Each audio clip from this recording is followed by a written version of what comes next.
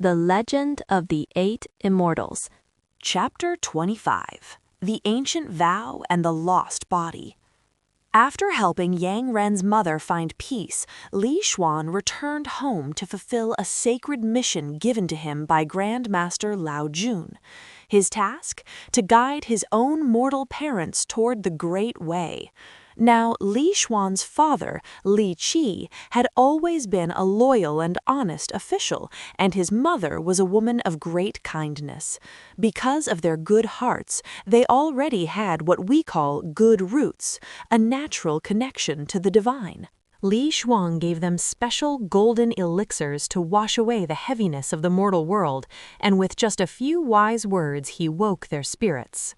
The couple realized that the honors of the world are like drifting smoke. They left their home, entered the mountains to meditate, and 50 years later they both attained the rank of immortal.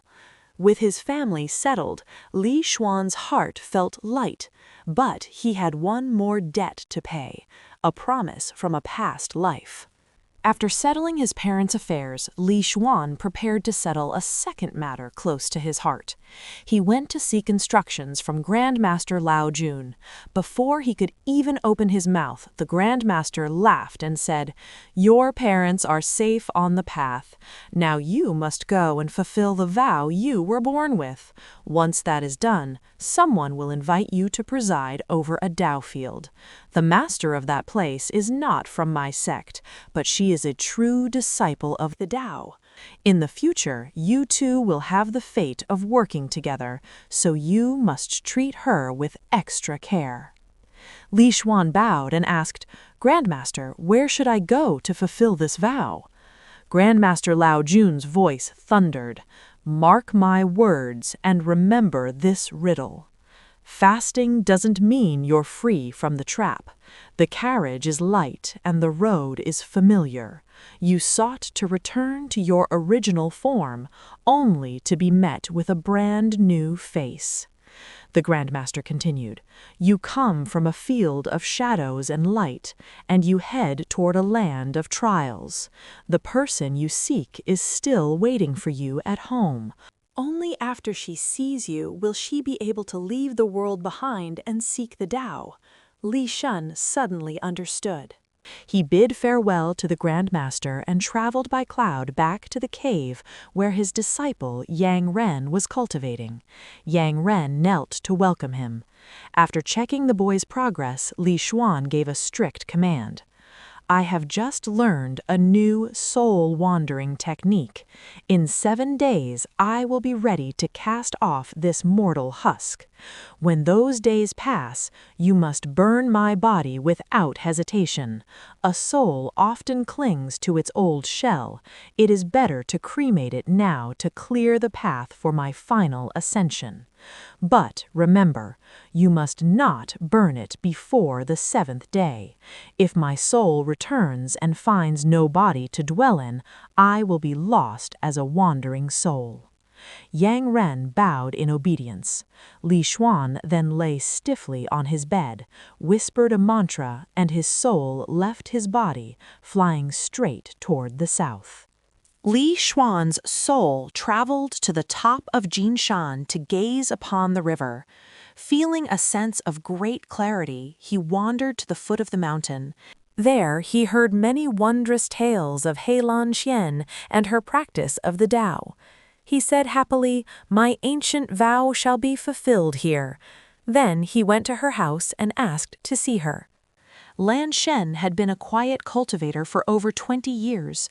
The night before, she had a dream where Jiutian Xuannu appeared and told her, "The man you've been waiting for is named Li Xuan, a disciple of the Grandmaster. He has attained the Tao before you. He made a vow to see you leave your home and commit to the Tao before he reaches his own final goal. He will arrive tomorrow at noon. Be ready for him." The next morning, Lan Shen told her parents about the dream. They agreed, saying, "A vision from a deity is never wrong. You must wait for this immortal with a sincere heart."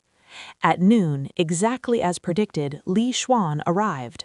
Lan Shen was filled with surprise and joy. She changed into a fresh Daoist robe, took up her whisk, and stepped outside to greet him. They bowed to one another. Lan Shen said with a smile, "Last night the goddess told me a great immortal would arrive today at noon. I have been waiting a long time to welcome you." Li Xuan replied, "I do not deserve such praise. You and I were exiled together through 10 lifetimes. We are old friends beyond the mortal world. The events of our past lives have been a constant weight on my heart. Now I am glad to see you have returned to the truth and kept your spirit clear. Your future as a golden immortal is certain and your success is near. I am filled with great admiration." Lan Shen laughed and said, "You praise me too much. I have loved the Tao since I was born, and with the goddess's guidance I have learned the basics. But I made a vow of my own. I wanted to see you attain the Tao and ascend to heaven with my own eyes. Only then would I be ready to leave everything behind for my own practice." The two of them spent several days discussing the deep secrets and techniques of cultivation, going far beyond what she had learned before. Lan Shen was deeply grateful. After 6 days, Li Xuan gave her a piece of advice. "You should take this opportunity to leave home, wander the great mountains and rivers, seek out famous masters and good friends. This will strengthen your spirit and break your ties to the mortal world. It is the only way to truly achieve the Tao." Lan Shen bowed and accepted his words. That evening she knelt before her parents to thank them for raising her and told them she was leaving. As her parents tried to pull her back, Li Xuan simply raised his sleeve. Suddenly, Lan Xian saw a great circular gate appear. Inside was a world of breathtaking beauty, magnificent palaces and celestial flowers like nothing on earth. Her heart leaped, and she stepped through the gate. To her parents, a wall had suddenly appeared out of nowhere, the exact color of Li Xuan's robes. Lan Xian was hidden behind it. They could only hear her voice calling out from the other side, "Father, mother, take care, your daughter is going." In an instant, the wall vanished. The room was empty. Li Xuan and Lan Xian were gone. Her parents realized then that an immortal had come specifically to guide their daughter. Fortunately, they had other children born in the years since, so they did not worry too much and let her go to seek the Tao. Li Xuan led Lan Xian out of her home, but he did not show himself to her again. A drifting cloud gathered beneath her feet and carried her all the way to the southern lands, landing at the very peak of Mount Heng, right before a natural stone cave. For a while, Lan Xian felt as though she were still hiding safely within the deep folds of Li Xuan's sleeve. Then a voice whispered directly into her ear, "Xiangu, Xiangu, this shall be the place where you master the Tao. Practice with all your heart for 10 years, and a great one will come to lift you higher.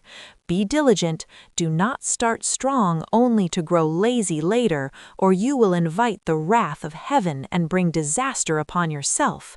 Take heed, I am leaving now." Lan Xian opened her eyes and realized she was standing on a majestic mountain. To her amazement, the scenery around her was exactly like the beautiful world she had seen inside Li Xuan's sleeve. She marveled at the incredible power of the immortals, her heart filled with both wonder and a deep desire to follow in their footsteps. From that day on, she lived alone in that stone chamber on Mount Heng, dedicating her life to the Tao. Within 5 years, she had already learned to live without mortal food. She spent her days searching for wild fruits to eat, and eventually she could go for 10 days or even half a month without eating or drinking anything at all, never feeling the slightest bit of hunger or thirst. Later on, though this is a story for another time, Zhuqian Xuannu herself descended to the mortal realm to take Lan Xian as her official disciple. The goddess granted her the sacred secret records of the Jade Void, and from that moment, Lan Xian's progress became faster than ever before. But we will leave her story there for now. As Li Xuan's soul traveled back from the south, it had been exactly 6 days. Suddenly, he felt a strange tremor in his spirit, a deep, unsettling vibration. He stopped in midair and tried to calculate the cause through his divine powers, but his mind was uncharacteristically clouded. As the saying goes, one is clear when observing others, but blinded by matters of the heart. He remembered the Grandmaster's peaceful riddle and tried to steady himself, hurrying back to the mountain. Inside the cave, young Ren was guarding his master's body with trembling focus. Suddenly, a man rushed in. It was Zhou, a childhood friend and neighbor. "Young Ren, what are you doing?" Zhou panted. "Your mother is dying. She is barely holding on to her last breath, just waiting to see you one last time. I've come all this way to bring you home." Young Ren was struck with shock and grief. "I cannot leave. My master gave me a strict command to guard him for 7 days. There is only half a day left." "Half a day!" Zhou shouted. "It's no wonder your mother says you've grown a bit foolish from practicing the Tao all day. Why on earth are you still guarding a dead man? Since ancient times, who has ever heard of a soul returning after being dead for 6 days? Even if your master is a great immortal, he told you 7 days, and you've already stayed for 6.5. That's 99% of the way there. Do you really think things could be that coincidental, that he wouldn't come back for 6 whole days, only to show up in this very moment? That would be nothing but a cruel joke played on you. Your mother is at death's door. Which is more important, your master's dead shell, or the mother who gave you life?" Young Ren hesitated, his voice trembling. "If things are as you say, then what am I supposed to do with my master's body?" Zhou laughed. "Isn't the answer obvious? Just do exactly what he told you to do. Wouldn't that settle it? But what if he doesn't come back early or late, but happens to return at this exact second? I'm his disciple. I owe him everything. His kindness to me is as vast as the heavens, yet I've done nothing to repay him. If I destroy his body and leave his soul with nowhere to go, I could be crushed to dust and still never make up for it. What then?" After he finished speaking, young Ren collapsed over Li Xuan's body and began to wail in deep sorrow. As Yang Ren's hands touched Li Xuan, he felt a sudden shock. His master's mortal husk was as cold as a block of ice, with not a single trace of warmth left in the body. Startled, he told Zhou what he felt. Zhou raised his voice even louder. "Well, it's time you woke up then. A man has been dead for 6 days. The body is bound to start rotting soon. Do you honestly still expect him to come back? If your master were a true immortal, do you think an immortal would die so easily? Besides, for true immortals, the highest achievement is to ascend to heaven with their soul. They have no use for a physical shell once they are gone. What harm could there possibly be in burning it? If your master is so attached to this mortal husk that he can't let it go, then he's no immortal at all. My dear brother, there is no time to lose. Your mother is about to draw her last breath. She is using every ounce of her remaining strength, fighting off death just to wait for you. How can you care only for your master and show no thought for the mother who gave you life?" Young Ren began to weep, kneeling by his master's side. "Master," he sobbed, "I have received your immense kindness, yet I have done nothing to repay you. Now I must destroy your body to fulfill my duty as a son. If I have failed you, I will never be able to make amends, even if my own bones are crushed to dust." With Zhou's help, they carried the mortal husk out of the cave. They laid it on a bed of grass and set it on fire. Immediately, a brilliant flame rose into the sky, and a divine fragrance filled the air. Hundreds of birds gathered, their cries echoing through the forest like a mournful song. Once the body was turned to ash, Yang Ren did not even stop to pack his things. He ran down the mountain like the wind. His legs, strengthened by years of cultivation, moved with incredible speed. He reached his home just as the second watch of the night began. He burst into the room and grabbed his mother's hand. She was slipping away, but when she saw his face, a small smile touched her lips. She tried to speak, but her breath failed, and she passed away. What happens to a soul when its body is gone?